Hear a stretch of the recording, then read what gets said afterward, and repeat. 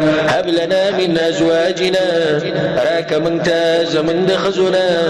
وذرياتنا ودبچونا قرة أعين يا اخوان دسترګو یا الله زمونږ د سترګې یخې کې به د ښځه باندې به د بچو باندې د دې بعضو بس دا مطلب وي چې کور کې ښځه او واړه شور شغرب کوي جنګ جګړه کوي نو بس دی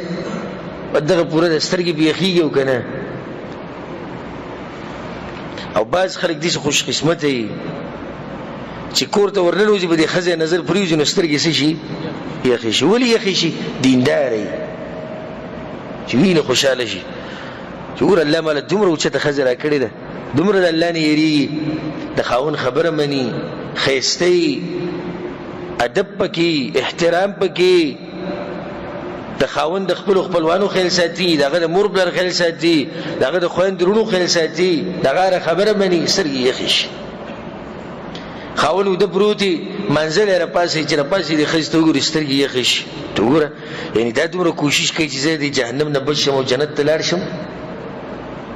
ښځه ورته وایي دا ګیره ګوره بیا وړه نه کړي سترګې یخې شي دومره دینداره ښځه ده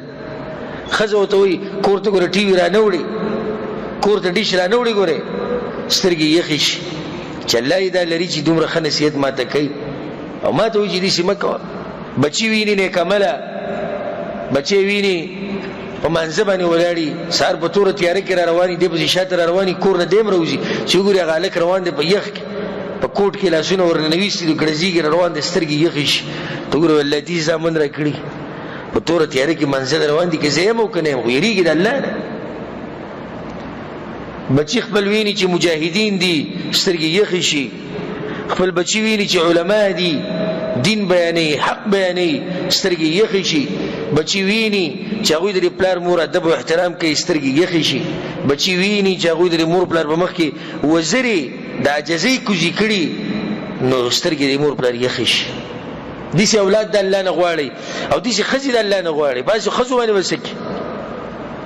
هسې دې پڼ تړلی یو پکې هم د سړي لور نه وي څه پکې هسې ښځې جمع کې او بچي یعنې صرف سرونه دي خوښتې که سرونه شمارې چې څو دي داسې بچي د الله نه غواړه چې دنیا او آخرت کې به ستا عزت جوړ شي داسې ښځه د الله نه غواړه چې ستا ژوند پې په ارام شي او زما یو بیان دی په دې عنوان باندې الحمدلله د نیکې ښځې صفات یا هغه ښځه چې سترګې پې یخېږي هغه بیان واورئ ما تفصیلي علامات او صفات د هغه ښځې ذکر کړي دي چې کومه ښځه دی چې د سړي پې سترګې یخېږي